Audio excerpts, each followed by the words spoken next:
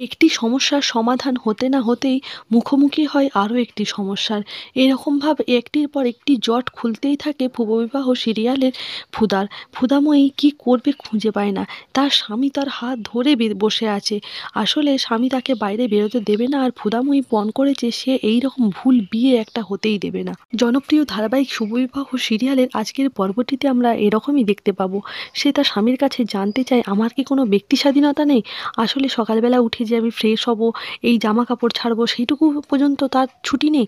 আর ফেসবুস মল্লিক তাকে বলে তার যদি খুব অসুবিধা না থাকে তাহলে তার শাড়ি টাড়ি সেই চেঞ্জ করিয়ে দিতে পারে। এইবার ফেসবুস মল্লিকের উপরে খুবই রেগে যায় ফুদাময়ী। একেই তাকে বাইরে যেতে দিচ্ছে না, সব সময় নজরবন্দি করে রেখেছে। তার উপরে নিচের জামা কাপড় চেঞ্জ করবে সেটুকুও যদি সে স্বাধীনতায় করতে না পারে, রাগ তো হবেই বলুন। আসলে জামা কাপড় চেঞ্জ করাটা একটা বাহানা। এই সুযোগে ফেজ আর ফুদা একটু রোম্যান্স বা একটু কাছাকাছি আসতে চায়। আর এই রকমভাবেই কিছুটা সময় তাদের কেটে যায়। অন্যদিকে বিয়ের তোড়জোড় শুরু হয়ে যায়, গায়ে হলুদের অনুষ্ঠান শুরু হয়, কিন্তু ভাইয়ের মুখ একদমই ভালো নয়। সে যেন কত দুঃখের সহিত বিয়েটা করছে, এরকমই একটা হাবভাব দেখা যায়। আর এইদিকে মেয়ে, সে তো ত্রিং ত্রিং লাফাতে থাকে। আবার সে বলে যে সব আমরা একটি অনুষ্ঠান করছি, এই অনুষ্ঠানের নাম হচ্ছে yellow body ceremony. Yellow body ceremony, তার কারণ হলো ইয়োলো কথার হলুদ আর বডি কথার অর্থ গা, তাহলে গায়ে হলুদের অনুষ্ঠানের নাম হলো ইয়োলো বডি সেরিমনি। আশা করি এতক্ষণে সবাই গায়ে হলুদের ইংলিশ উচ্চারণটা কি হয় সেটা বুঝতে পেরে গেছো। যাই হোক, আমার আর বুঝিয়ে বলার কিছু নেই। আর এইদিকে সেই বান্ধবী যেগুলি আসে সেগুলিও হয় তার সাথে সমান ন্যাকাপনায় অভ্যস্ত। এমন একটা সেলফি তোলার ভাব করতে থাকে, পুরো বিয়েবাড়িটাই যেন সেখানে মেচেকার হয়ে যায়। যাই হোক, সেটি সহ্য হয় না তাদের বাড়ির সবথেকে কনিষ্ঠ সদস্য ফিরকুট এবং তার সেই মোটু দিদির।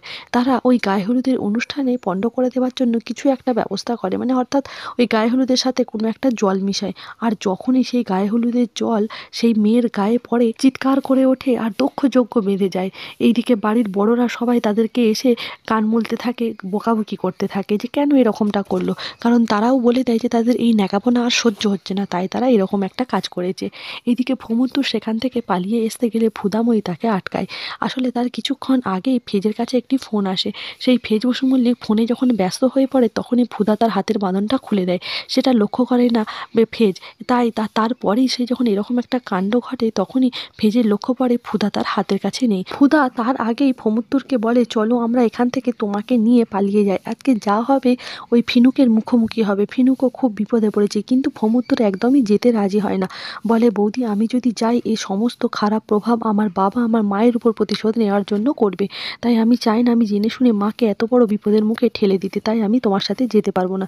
কিন্তু ফুদা বলে সে কিন্তু এইসবেতে থেমে থাকবে না, সে এরকম একটা ভুল বিয়েকে যে কোনো মূল্যে আটকাবে। আর এই ফসু বাড়িতে এত আনন্দ অনুষ্ঠানের মধ্যেও পুলিশ এসে হাজির হয়। ফোসনা তাকে সেই বাগান বাড়ির থেকে নিয়ে এসে আলাদা একটি জায়গায় কথা বলে।